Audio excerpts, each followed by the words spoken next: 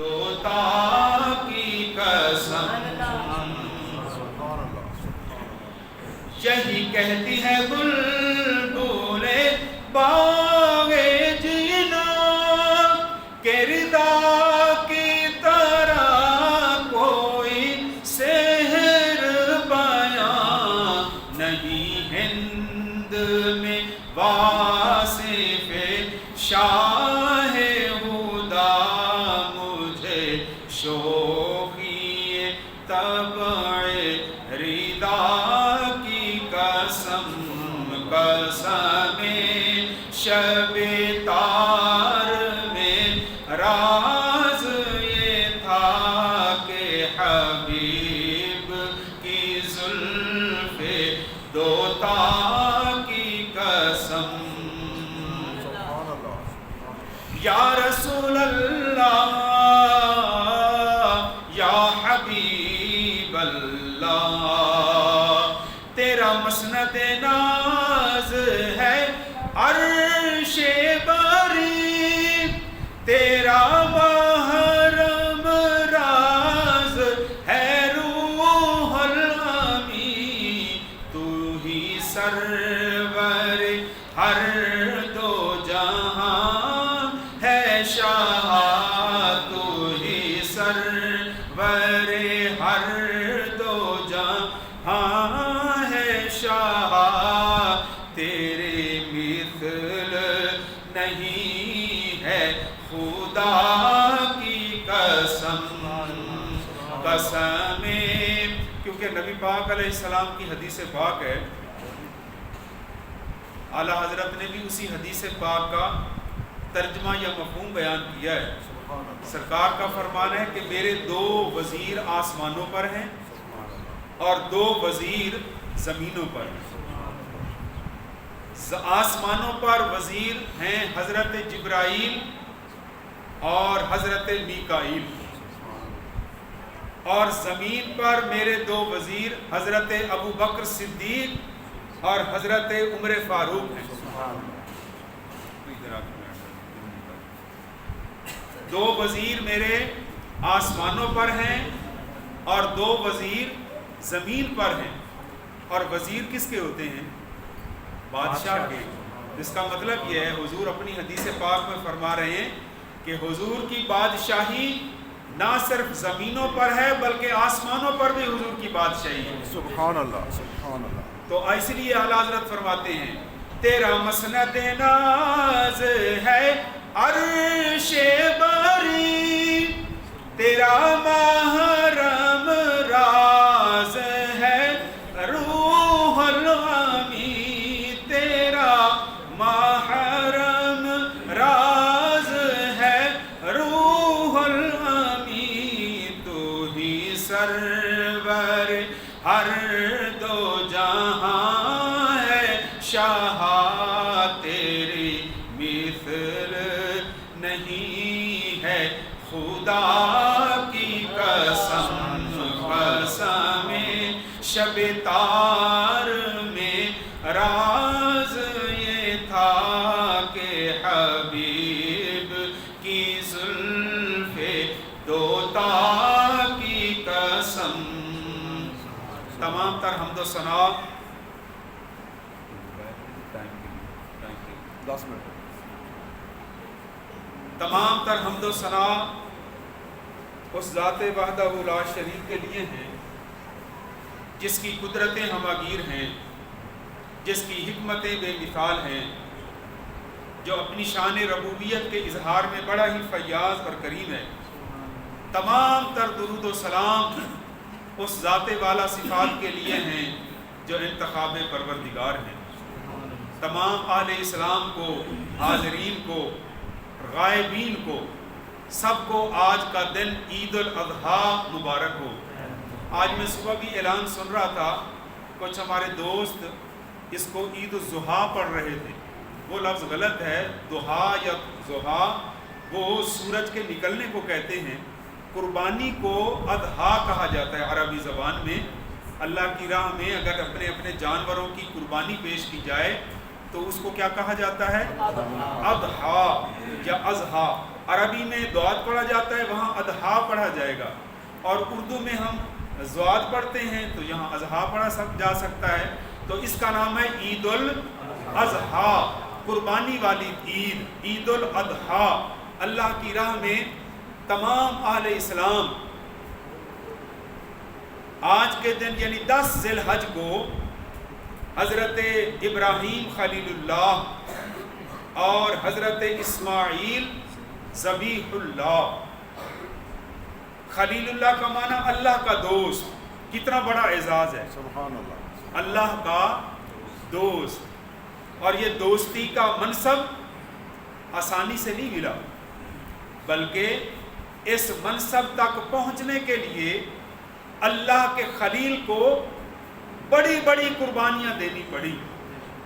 ایک قربانی سے فارغ ہوتے تھے تو دوسری قربانی سامنے کھڑی ہوتی تھی، پھر جا کے آپ اللہ کے خلیل بنے. اور حضرت اسماعیل کا لقب ہے ذبیح اللہ، اللہ کے نام پر ذبح ہونے والا، گردن کٹانے والا. یہ بھی بڑی مشکل منزل ہے. اللہ کی محبت کا تو ہر کوئی دعویٰ کرتا ہے، لیکن اللہ کی طرف سے آزمائشیں آتی ہیں. اللہ تو جانتا ہے کہ میرا یہ بندہ میری اس آزمائش میں کامیاب ہوگا یا نہیں، لیکن آزمائش کیوں کی جاتی ہے، آزمایا کیوں جاتا ہے؟ بھئی اللہ تو ہمارے ماضی کو بھی جانتا ہے، حال کو بھی جانتا ہے، اور ہمارے مستقبل کو بھی مالک جانتا ہے. ہم اپنے بارے میں نہیں جانتے کہ ہمارے ساتھ اگلے گھنٹے میں یا اگلے دن میں کیا ہونے والا ہے. ہمارا علم محدود ہے، ہم فقط اپنے موجودہ حالات کو دیکھ سکتے ہیں. آنے والے وقت کے بارے میں کسی کو بھی معلوم نہیں ہے.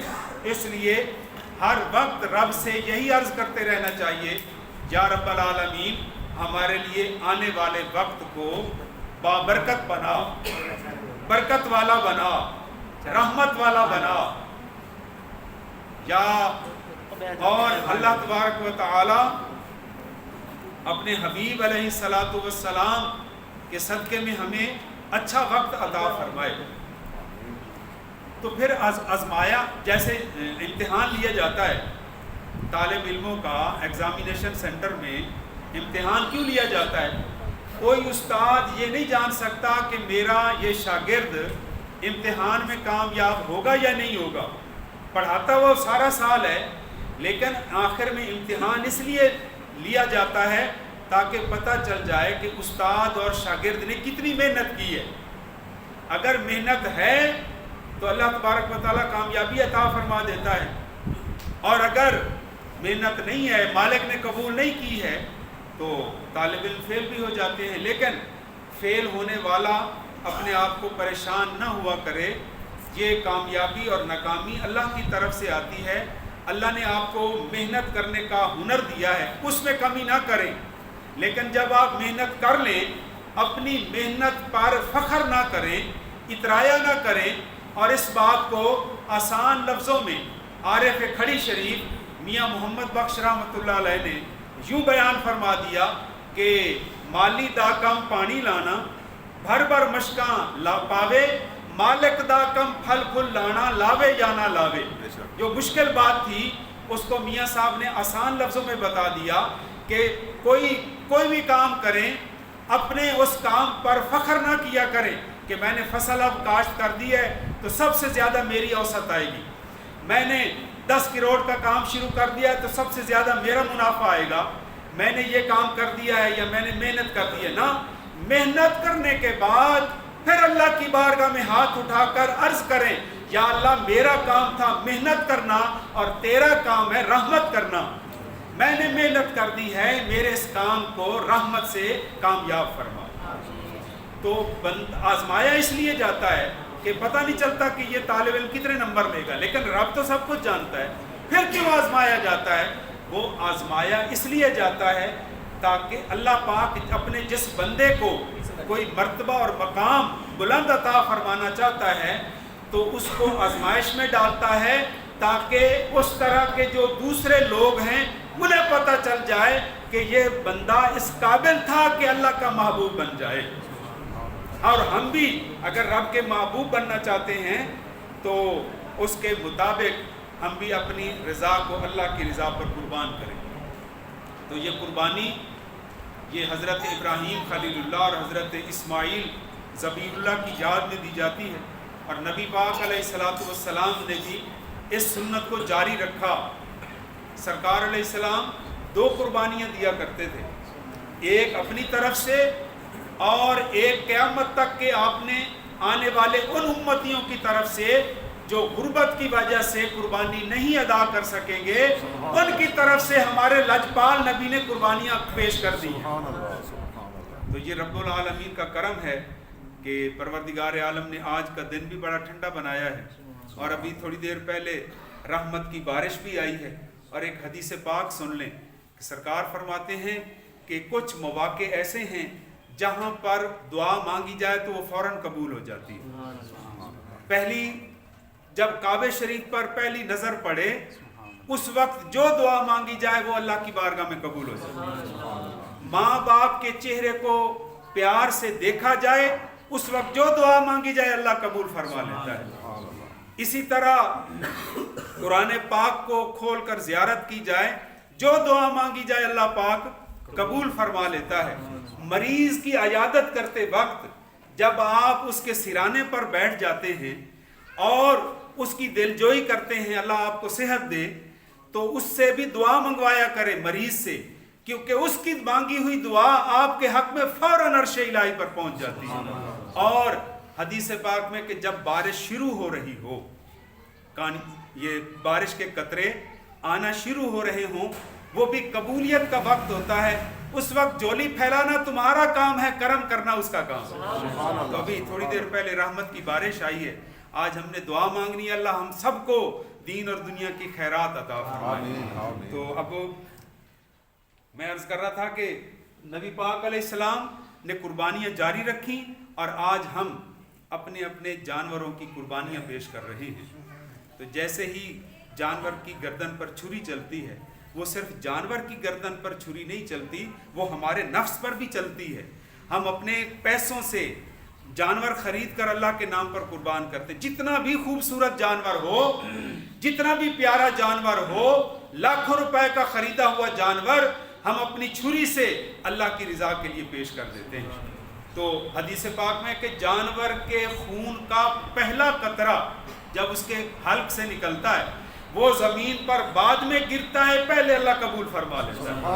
اور فرمایا کہ ان جانوروں کو خوب کھلایا پلایا کرو، کل قیامت والے دن یہ پل صراط پر تمہیں سوار کرا کے جنت میں لے جائیں گے۔ ان کو پیار کے ساتھ ان کی خدمت کیا کرو۔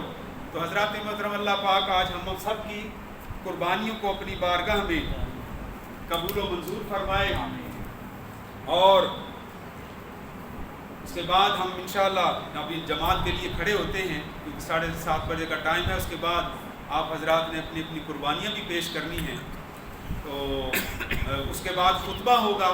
خطبہ سننے کے لیے بھی کوشش کیا کریں، جو مریض ہو، جس کو یہ گھٹنوں کا درد ہو، اس کو تو رخصت ہے، اجازت ہے، وہ جس طرح بیٹھ سکتا ہے، جس طرح اس کو آسانی سے بیٹھنے کا موقع ملے وہ بیٹھ سکتا ہے۔ لیکن جو صحت مند ہیں وہ اتحیات کی شکل میں اسی طرح بیٹھ کر خطبہ سنا کریں جس طرح ہم اتحیات میں بیٹھتے ہیں، سجا پیر کھڑا ہو اور یہ الٹا پیر بچھا ہوا ہو، اور یہ جتنی تھوڑی دیر لگتی ہے لیکن یہ قبولیت کا وقت ہوتا ہے۔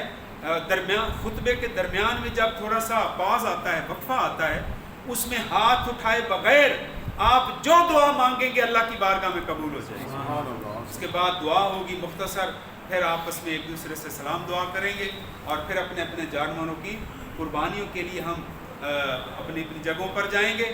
اللہ تبارک و تعالی ہم سب کی حاضری قبول فرمائے۔ نیت سن لیں، میں اونچی آواز سے نیت پڑھوں گا تاکہ گھروں میں بیویاں بھی جو نماز عید پڑھ رہی ہیں، عورتوں پر نماز عید واجب نہیں ہے لیکن وہ علیحدہ علیحدہ پڑھ سکتی ہیں، تو چونکہ علم دین کی کمی ہے، لوگ اتنی توجہ کے ساتھ نہیں سنتے، تو اونچی آواز سے پڑھے جائیں گے تاکہ عورتیں بھی سن لیں اور اس کے مطابق وہ عمل کریں۔ اونچی آواز سے میں نیت پڑھوں گا۔ نیت کے بعد اللہ اکبر کہہ کر، اس کا مطلب کیا؟ اللہ سب سے بڑا ہے۔ اللہ اکبر کا کیا مطلب ہے؟ بولو نا سارے، ذرا اونچی آواز سے کہہ دو۔ واقعی اللہ سب سے بڑا ہے۔ جب ہم اس کی بنائی ہوئی چیزوں میں غور کرتے ہیں تو پتہ چلتا ہے کہ واقعی اللہ سب سے بڑا ہے۔ جا کے دیکھیں نا سمندر کے کنارے پر سینکڑوں میل اٹھتی ہوئی لہریں میں بتاتی ہیں کہ یہ لہریں اللہ کی محتاج ہیں، اس کے حکم کی محتاج ہیں۔ وہ ہمالیہ پہاڑ کی طرف چلے جائیں، انسان پہاڑ کے سامنے اتنے انچ کا لگے گا، اس وقت پتہ چلتا ہے کہ اللہ اکبر، اللہ سب سے بڑا ہے۔ تو یہ تکبیریں آج پڑھیں گے، اللہ اکبر کہہ کر پہلے آپ نے ہاتھ باندھنے، اس میں ثنا پڑھیں گے، پھر اللہ اکبر کہہ کر ہاتھ چھوڑنے، دوسری دفعہ بھی اللہ اکبر کہہ کر ہاتھ چھوڑنے، تیسری دفعہ اللہ اکبر کہہ کر ہاتھ باندھنے، پھر دوسری رکعت میں رکوع سے پہلے 3 دفعہ پھر ہم نے اللہ اکبر کہہ کر ہاتھ نیچے چھوڑنے، چوتھی دفعہ ہاتھ اٹھائے بغیر اللہ اکبر کہہ کر رکوع میں جانا ہے۔ اور یہ دیکھیں ہاتھ اٹھائے کیوں جاتے ہیں؟ ہم ہاتھ اٹھائے بغیر بھی تو اللہ ایسے ہاتھ باندھ سکتے ہیں۔ ہاتھ اٹھانا سنت ہے، نبی پاک علیہ الصلوۃ والسلام، یہ سنت ہے۔ ہاتھ کیوں اٹھائے جاتے ہیں؟ اس کی مثال علماء نے یہ بیان فرمائی ہے کہ کوئی بندہ کسی کام سے رک جائے، اس کو کرنا چھوڑ دے، تو کہتے میاں میرے ہاتھ کھڑے ہیں، آج کے بعد میں یہ کام نہیں کروں گا۔ تو جب نمازی اللہ کی بارگاہ میں ہاتھ اٹھاتا ہے تو اللہ کی بارگاہ میں عرض کرتا ہے یا اللہ دنیا سے میرے ہاتھ کھڑے ہیں، اب میں تیری بارگاہ میں آ گیا، اب میرا دنیا سے کوئی تعلق نہیں ہے، سلام پھیرنے کے بعد میں پھر دنیا میں جاؤں گا، ہاتھ اٹھا کر اب تیری بارگاہ میں آ گیا ہوں، اس لیے ہاتھ اٹھائے جاتے ہیں۔ تو اب کھڑے ہو جائیے اور صفیں سیدھی کر لیں، اپنے موبائل بند کر لیں۔